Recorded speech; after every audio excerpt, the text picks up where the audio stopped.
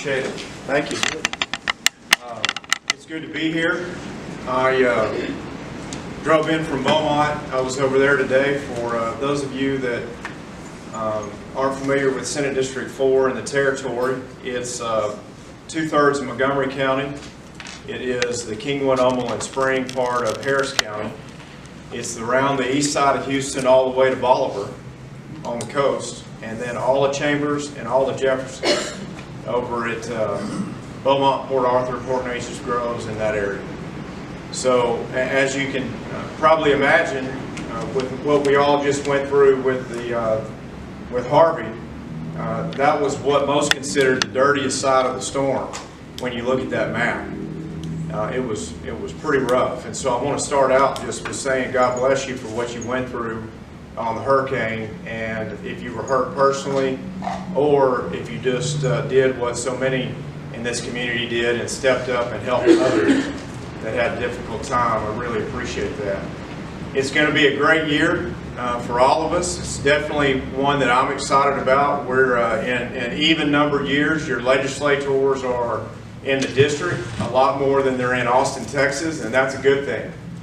So in 2017, we were there in session for most of the year. We're supposed to be there every other year from January to May, but the governor extended our session into special sessions, and we got home in late August, and then we all know what happened in late August. So from there on into the holidays and towards the end of the year, that ate up a lot of what is the time for our normal session updates. And so what I wanted to do tonight was to come in and visit with you.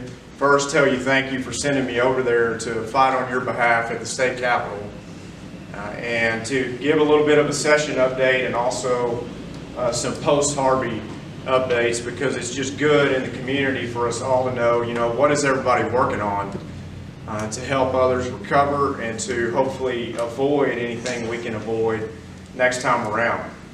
So anybody know that we're in the political cycle and voting's coming up? You heard about any of that, right? Anybody see the State of the Union speech? Did you just watch the Super Bowl, or are you boycotting the NFL? What's going on?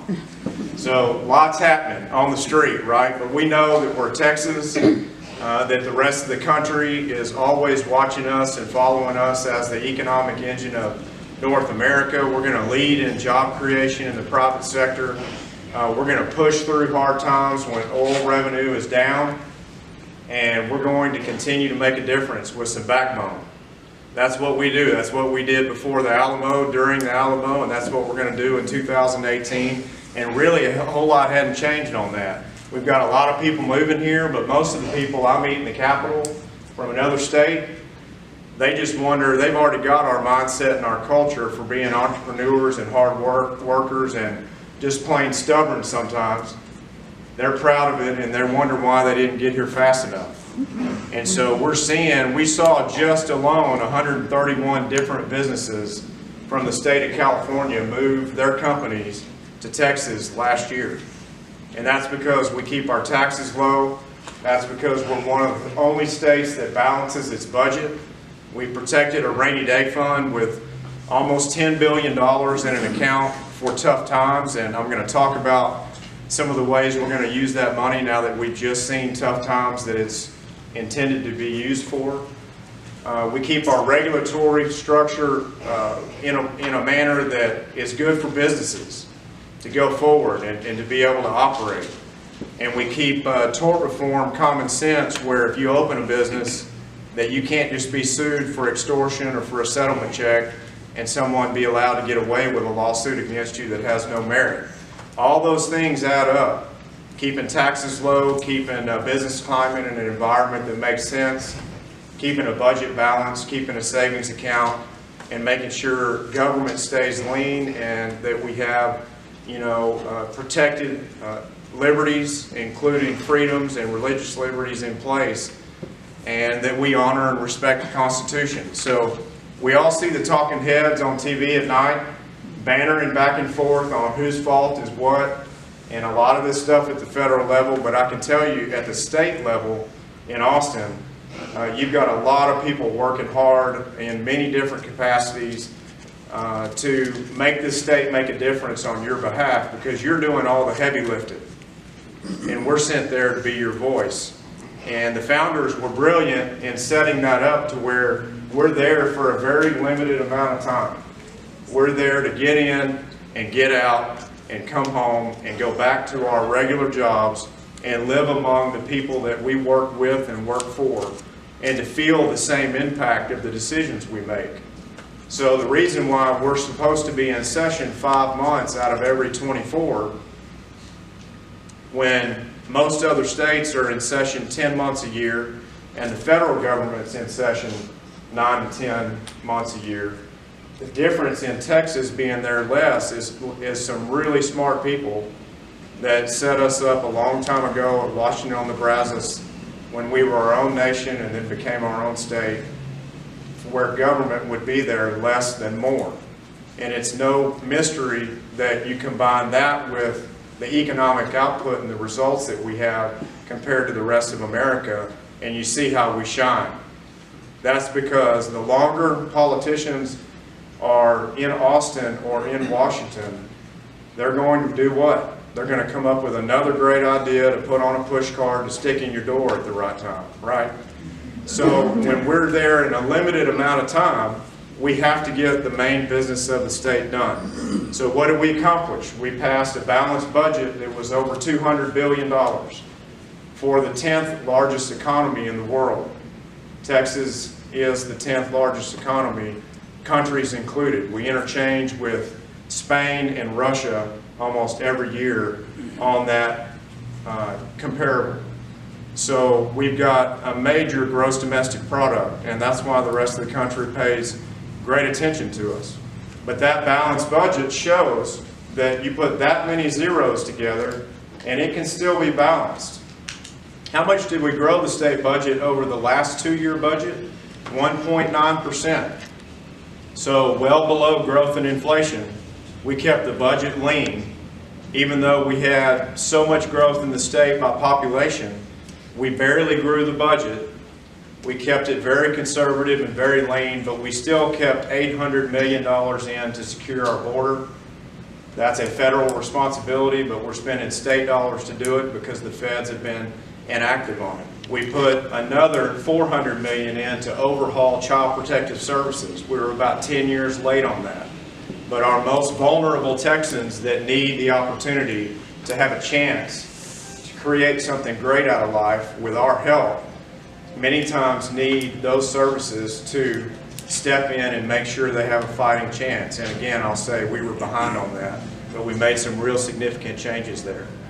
We put $2.65 billion, $2.6 billion more into public education. So many times folks will tell you the state legislature is not for public education, but we added over $2.5 billion to school funding while we were in session. We put $350 million additional dollars into teacher retirement money, and we brought the health care part of that to solvency, because as we all know, no matter if you're a teacher, a retired teacher, or where you are in any profession, health care and the cost of health care and health insurance is through the roof. And that's beyond what we can do in Texas. That's going to be a federal reform if it happens. So along with that, what else did we pass? We passed voter ID because we passed it 2 sessions ago, and they came after us in the courts, defeated our bill. We went back with what the Supreme Court said we needed to make changes on, and we passed it. So that's very good. We passed a significant bill to fight against voter fraud, especially with mail-in ballots and targeted towards, again, those that might be taken advantage of on receiving their ballots through the mail. We put more money into higher education, into water and road infrastructure, and making sure that we're strong for the future on those 2 categories. One of the bills that I passed was a port infrastructure bill. Ports are responsible for 1/3 of our gross domestic product. All the things you see on shelves in our stores all over Texas many of those come through our ports. Yet again, the feds have targeted our ports over the last 8 years for sending contracts in other directions towards states that might have voted for the previous administration. Wonder why that might be, that they might have targeted Texas in a negative way. So the state stepped in and is propping up the ports when they need to dredge our canals or our riverways or beef up their infrastructure to compete for the Panama Canal, bigger ships. That is all tied to hundreds of thousands of jobs in Texas, and that's tied to our economy, whether you're in El Paso or Jasper or McAllen or Wichita Falls. That affects the entire state. We had very strong pro-life measures passed. It was probably one of the most significant pro-life sessions of any state in America. We passed an annexation bill that I've been working on personally for 10 years to make sure that if you're in an area that's not yet taken by a city, that you would be allowed the right to vote before that city takes you and your property over. So many people that have said we didn't pass significant property tax relief, just take 5,000 homes in any community and subtract a 60-cent ad valorem off the tax bill for those 5,000 homes that might not have had a say in a city taking them over. So that was very important to me, as we saw that Kingwood was taken years ago by the city of Houston, and then 10 years later a future mayor of Houston said we never should have done that, we couldn't afford it to start with, and that's why their water bills tripled and their services went down. So in Austin, we believe in local control, but sometimes our shared constituents with local elected officials, we share those constituents, ask us for help. An example of that was the property tax bill. We had a significant property tax agenda going into session, and there's 254 counties in Texas. There are about 25 counties that have 75% of the state's population. So 25 counties out of 254 desperately need property tax relief. The rest of the 254, they don't care so much. So you have a lot of representatives in Austin that are on a 2-year term. The Senate's on a 4.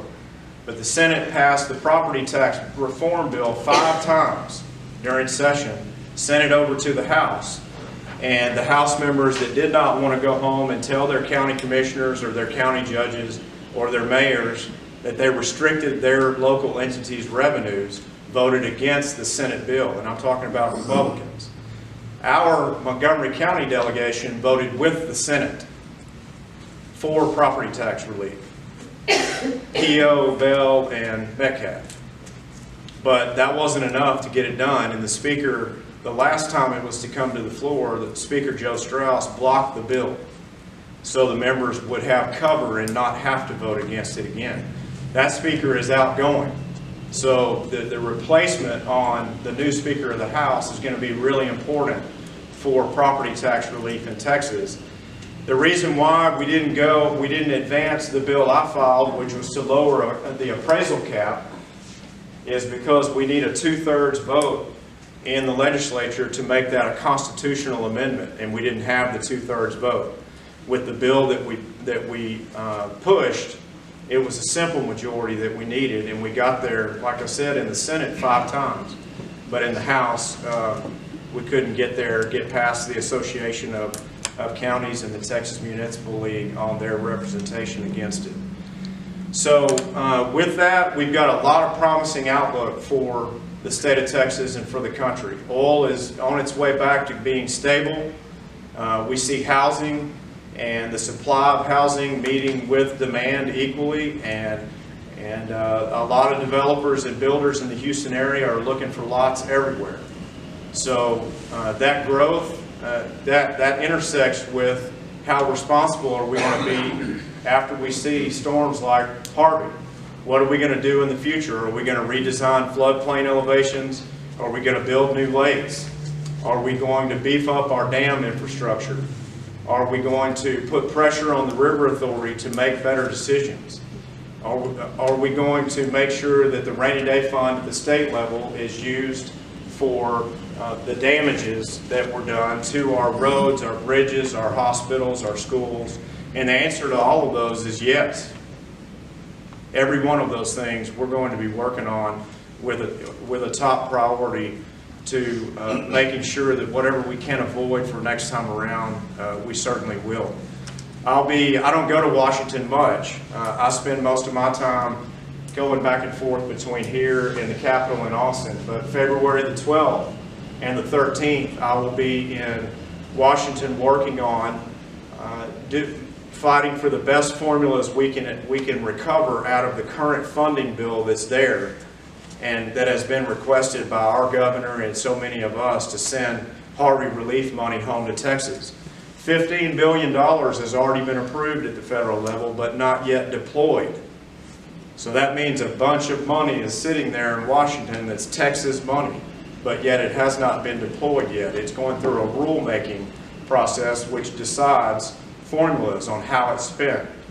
And so I'll be weighing in on part of that and speaking for Governor Abbott on building a new reservoir in this area that would have a major impact on if water was released from the Lake Conroe Dam and coming downstream.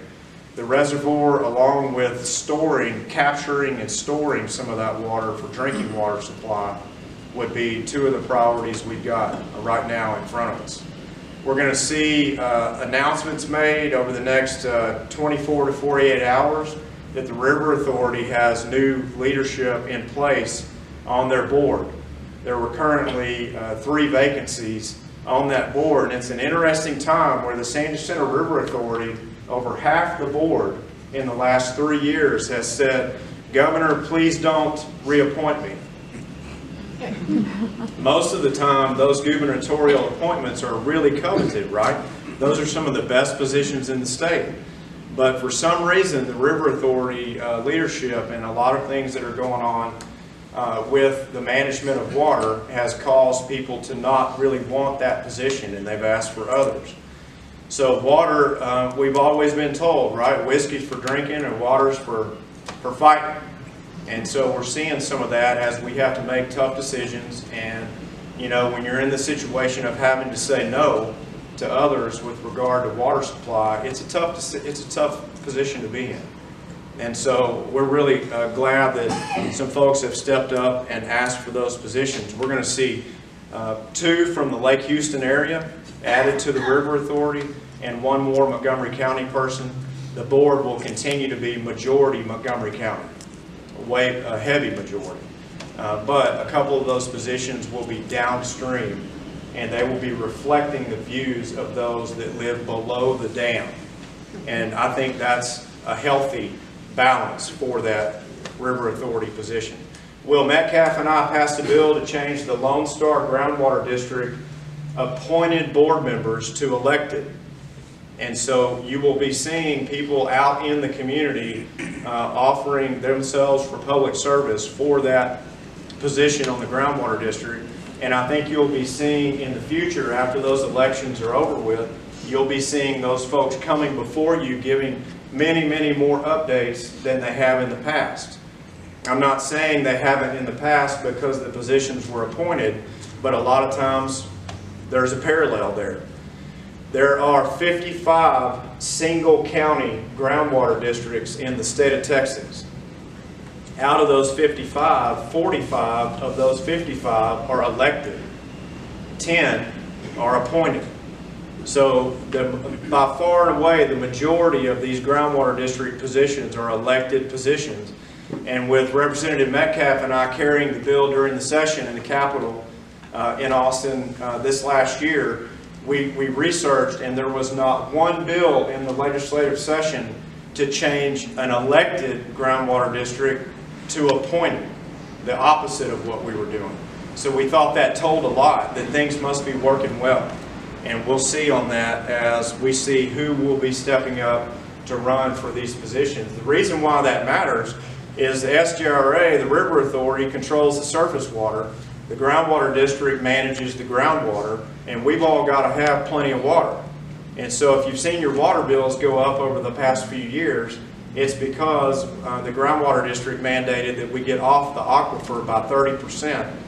And basically we're piping water from the base of the Lake Conroe Dam to the thirstiest communities in the county and charging everybody for it. That was in place a few years ago. And so we're reconsidering a lot of that planning and just making sure that's the most cost-effective way to do things. And we've been drilling into other aquifers and finding that we can do things a little bit cheaper. Mud 8 and Mud 9 on Lake Conroe decided to opt out of that River Authority plan. They punched their own wells in the Catahoula Aquifer, and they found what they were told was the water was going to be brine, salty, and dirty. It was perfectly clean water, but it was 135 degrees when it came out of the ground.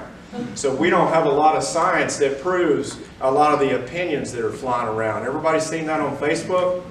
A lot of opinions, but not necessarily a lot of backup on what's going on there. So that happens every day in decisions that are made, and we just have to do what we all are doing. There's a lot of firepower in this room. I recognize a lot of faces. I see you at the Capitol, and I hear from you, and I value that more than you know. But our job as stewards of the public is to constantly be asking the right questions and challenging our own decisions to say, can we do it a little bit better? And can we do it a little bit cheaper? And can we do it a little bit faster? And can we be a little bit more transparent? On the transparency side, we passed a major ethics reform bill. And I want to say that in 40-something years since the Sharpstown scandal, there hasn't been a major ethics bill passed in the state legislature absent a scandal, where politicians just came together in the Capitol building and there wasn't any scandal involved. They just said, let's make things more stringent upon ourselves. And Governor Abbott laid that out at the beginning of session as an emergency item, and we don't have to pass the governor's goals, but on that one, we took it and we ran with it. And so, as an example, I'm trying to think of one of the provisions of that bill. If a statewide official at my position, or rep, or statewide leader in any respect is convicted of a felony, before this bill passed, they could still draw their pension years from that time forward. And now they'll be, if they're convicted of a felony, they'll lose all their pension rights forever. And so we're all thinking, well, isn't that common sense? But it's amazing how their politicians are inoculated or insulated from what all of us every day have to live by, and the standards that we all expect. And so we're working hard to make all that very much right on the Texas level, and I think we're on the right path for it. What do we see on the horizon is just good planning for infrastructure, making sure our economy is strong, making sure that we have common sense in the decisions we make, and we're going to continue to keep government lean. Our budget at the state level, we have in our Constitution that we can't spend more than 1% of our revenue on any welfare-related service. And so we really work on fostering, for instance, in the adoption world, we really work on fostering faith-based and private sector-based solutions, as we always have in Texas. I mean, it's no different than how we've always been, where we know who gets it done. They're right here in this room. And the more government gets in the way, usually it becomes kind of a mess that has to be unraveled. But as long as we take time and we have common sense about us and we're listening to you, rather than just listening to Travis County, Texas, which I can tell you is not Montgomery County, Texas. I'm so blessed to be from where I'm from. That's where we make the right decisions, and then we leave that area and come home, and hopefully the next year and a half till we go back to session makes sense.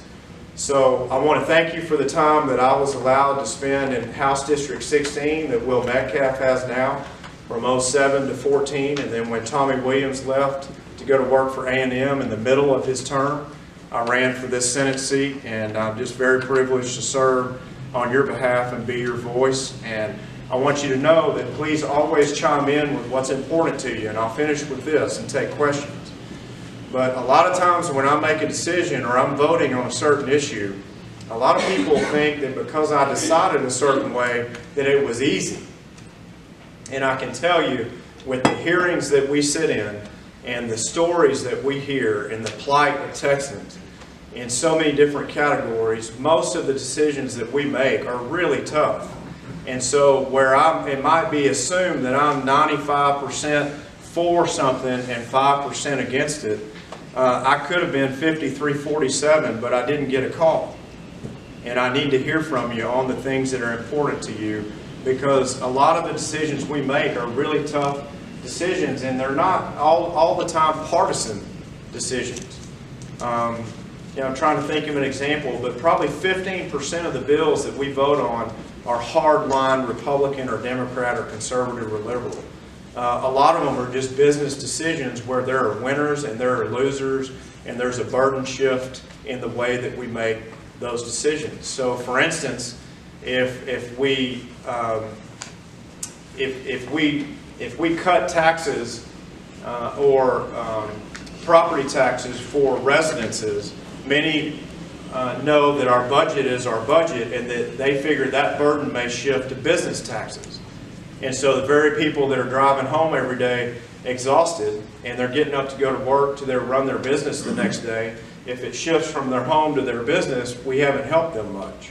And so that burden shift in those policies, there's a lot of details.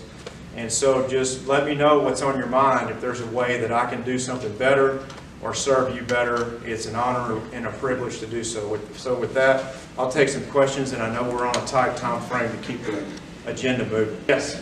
I have one. My name is Javon Martinez. I currently have 3 children that are well, 2 that are in Caney ISD. And I actually did call your office a couple of times. Good.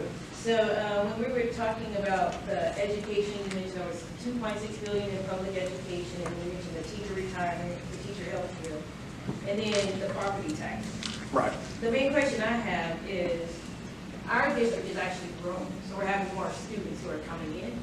And so when we look at the property taxes, we understand it's going to go to the schools, hopefully it helps to fund our kids that are coming in. However, my big question is, how has the state funding for education changed to actually meet the need of the schools where these student populations are increasing?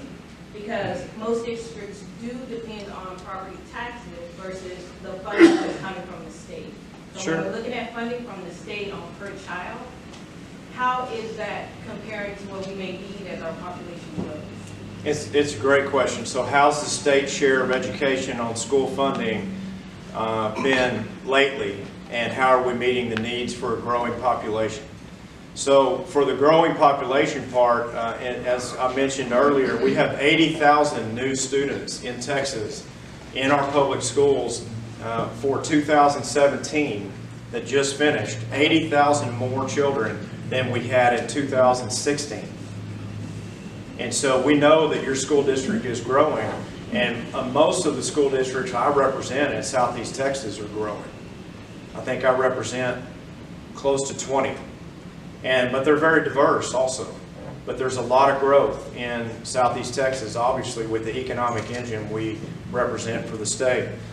But the state's share over the last 20 years in public ed has fluctuated between 34 and 48% of the total bill that it costs to fund public schools. Now, you can look at that 2 ways. You have to look at it not just what the state is spending in its percentage, but what are the local school districts spending? Because the state's not going to keep up with that. So the state spending is going like this, but if local school district spending is going like this, it's all going kind of crazy on the spending. But the state's share is diminished from being half and half. There's no way. Because you have some school districts in Texas building $72 billion stadiums. But we have to comment on both, because that's the way it goes, you know. And so where we have a rainy day fund of $10 billion at the state level that belongs to everyone in this room, we're expected by S&P and Moody's to keep about 4% of our spending on hand at any given time, or they're going to reduce our credit rating. And we all thought, well, that'll never happen. Until about 10 years ago, when it happened to the federal level twice. So right now, for roads, we borrow at 0.014% on your behalf. That's pretty amazing. But that's because the Texas credit rating is just triple platinum compared to a lot of states around the country. So for the state's share of education, it's come down some. But that's because oil has come down some. And those are always aligned. And usually if you look at a 30-year trend tonight on the internet, oil bounces in about 1.5 years when it's down. Not 4.5 years, not 5. Usually about 1.5 years, maybe 2. And we're a long way past that now. So it was a dangerous time frame to tinker with school funding formulas with oil down, because schools would have really lost. And so what we did was we had a major property tax bill and we had a major school finance commission bill. And that school finance commission will look at how all schools in Texas are funded, and it will come to the next session, next January, with those recommendations. And it's only happened twice in 84 years. I think Ross Perot and his deal on, you know, you got to pass if you want to play, was the last time around. So, and that's been a while. So be patient with what you're seeing at the state level, but the extra $2.5 billion we put into public schools should help with your question on how do we help school districts that are growing, because every dollar of that goes to schools that are growing in population. Yes? Thank you for coming out. This is the first time I've been to one of these meetings. Good. Direct this question to whoever you feel is appropriate if it's not to you specifically. I bought my first home about almost 3 years ago now in the Porter Heights area. Home's about 40 years old now, a little more than that, and never flooded whatsoever. Never flooded in '94, didn't flood in 2001, 2008. See where this is going? Sure. The Grand Parkway is constructed just south of my neighborhood. It's flooded, it almost flooded once, then it flooded during the tax day floods, and then it almost flooded during Harvey, believe it or not. I was spared, I dodged a bullet. Who should I be addressing my concerns to? I think your point about the Grand Parkway is a good one. I mean, if there are major neighborhoods in your area that have significantly seen a difference since the Parkway was done, you know, we can certainly have TxDOT and their engineers look into how that's performing, because they designed all that drainage. Yep. And that would be something I would help you with.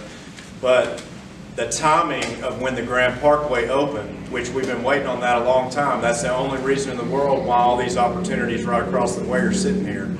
The timing of that with the tax day flood and Harvey could be a total coincidence of how it's affected you, or the Parkway could have everything to do with it. I haven't had a note to comment on that. Yeah. If you take the part of the Grand Parkway that is directly south of my neighborhood by maybe 1/8 of a mile, you will see this barrier of dirt that's about 300 feet long that, you know, to the layman looks like it's there just to protect the road from runoff from my neighborhood.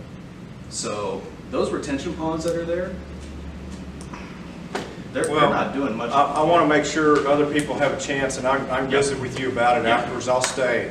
But I can tell you the Parkway, just like 100-year floodplain elevations for many of our homes, those engineers at TxDOT, they designed it probably for a 100-year event. How many of those have we seen in 5 years? I mean, we're all like 800 years old in here, you know. So with all that being considered, where do we go with development regs? Because every $10,000 you increase the price of a home in Texas, and if you change these development regs and you change the cost of development, it's passed on to the consumer. The builder developer's not going to digest that. They're going to pass it on. But every 10 grand a home goes up in Texas, 50,000 people are excluded from buying it in that area. And so it really makes a significant difference on what we do for judging, was this a biblical event that we just know we had to take it on the chin and move forward with, or do we redesign everything? And you have a lot of those decisions being made, and a lot of those conversations being had right now. For instance, the River Authority is going to notify people not in the middle of the night ever again. And it's my opinion that they will model and predict, and it'll be 8 p.m. the night before if they're going to release at 2 a.m. in a few hours, that'll crush this area and 6,700 homes in Kingwood at 4 a.m., where good friends of mine, their home was swept off its foundation about 3 minutes after they jumped out of bed.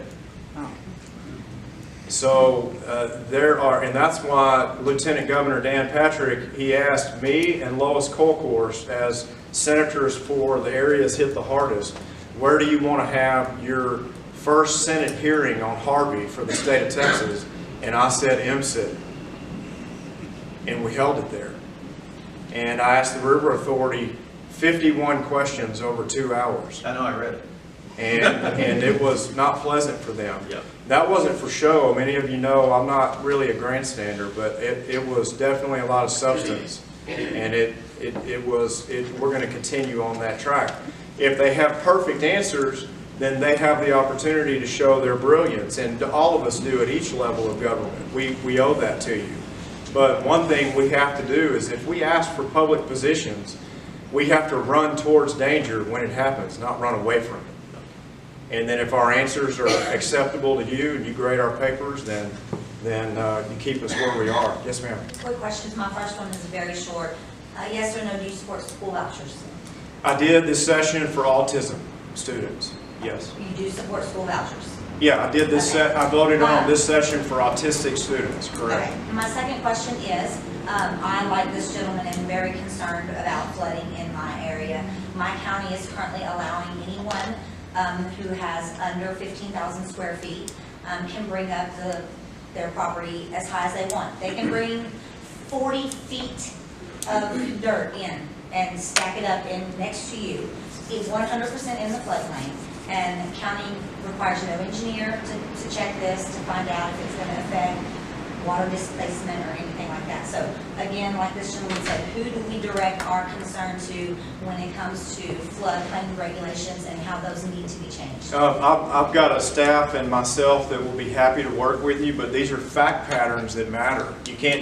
I can't just take what you just said and answer your question to be good at I mean, I could be a politician and throw an answer out there, but I need to know specific facts, because sometimes they're just property owner disputes. Right. And there are things in the law to protect you from someone altering the property next door. But if it's a government entity, that did it, then my family and I have been here for 60 years, and that lot has been wooded for the entire 60 years that we've been here, because it's an area of natural runoff. It's a swamp, and that's where the water goes. Yeah. So these poor people that have moved in across the street from me probably have no idea. But somebody does. The county absolutely knows. So that's where it needs to be addressed. So I'd love to get with you afterwards so Sure. that I can get with your department. And You bet. You bet. We'll work together on that. I appreciate the questions. Any other questions? Yes. You said that there was some relief coming for frivolous lawsuits. How about the ones that are caught in them now? Well, one of the reasons why I said Texas is so strong, and I was mentioning 4 or 5 different things: a balanced budget, a rainy day fund, a regulatory environment that's good for business, and tort reform. We have some of the strongest laws in place against junk lawsuits in America right now. So it's not a perfect legal system, but it's much, much better than what the rest of the country has in place. And a bill that I passed 2 sessions ago is called Loser Pays, where if the judge agrees with the policy, if someone brings a junk lawsuit against you or your business and it's shown to be completely ridiculous without merit facts, then they owe all the legal fees. And so there's only another state in the country that has that. It's Alaska. But if you're in a situation now that, again, I'm not sure what the facts are, Well, I'll throw a little bit of it. but I can visit with you after about it if it's long, because I know some others may have questions. But Well, I just want to throw this out there in case there's some of my other friends in here that may be caught with it, because I do know this is a federal disability advocates out of Miami, Florida. They go into your area and they hire a tester in your area to come in, and we have a small shop office and a shopping center just right over here at 1485. And they came in and they had no problems getting into any of the facilities or anything, but then they go and they file this lawsuit, against the property owner and then against a restaurant or something in the shopping center they don't give you a time to fix anything that they find or anything, they just take it to court for discrimination or something like that. It's Violation against the American Disabilities Act. Yeah. They're Yeah, close. but they want you to settle, but I'm not settling, and other places in Conroe and Cleveland have also been hit by the same individual, the same tester. And I was just wondering if there was something that could be done. I even hired a inspector to come. He is a expert with the disabilities. To the naked eye, he couldn't see anything with our facility. He actually had to get out a level and everything to find anything. Well, I'll be happy to visit with you on it, but businesses every day in Texas are run at with junk lawsuits. My business, I've experienced it myself a few times, and it's just designed to be an annoyance for you to settle with a settlement check and make them go away when there was really nothing ever to it. I'm one of the only few attorneys in Texas, I guarantee you, that's carried bills that are bad for the law business. Lawyers are just really upset with me, to say the least, for carrying tort reform bills that make it more difficult for them to have clients to sue people. But you do what you're supposed to do in life because it's right. You don't do these things to help your own personal business. So I'll be happy to visit with you about it. Again, it doesn't mean that there's a perfect legal system, because people have their day in court and they have to spend money to get there. But we've done some things that make it better than any other state in the country. Case in point, AT&T compared Illinois to Texas for the amount of money it puts annually into defending lawsuits. Illinois was 61% of its legal fees every year that it spends as a company, and Texas was 3%. Yet it has a much, much bigger footprint in Texas for the amount of consumers that it serves. So our state is a very friendly state for business, but it's not perfect. Okay, I know we've got a little bit more of the agenda. I'm going to hang around. I just want to tell you how much of a privilege it is to represent you. It's certainly a blessing to be home for 2018, and I will be here the entire year. I'm in Beaumont a couple of days a month, in Austin a couple of days a month, and in other parts of the district, but I'll be very visible if you'll put up with me and have me back for another update. Thank you so much.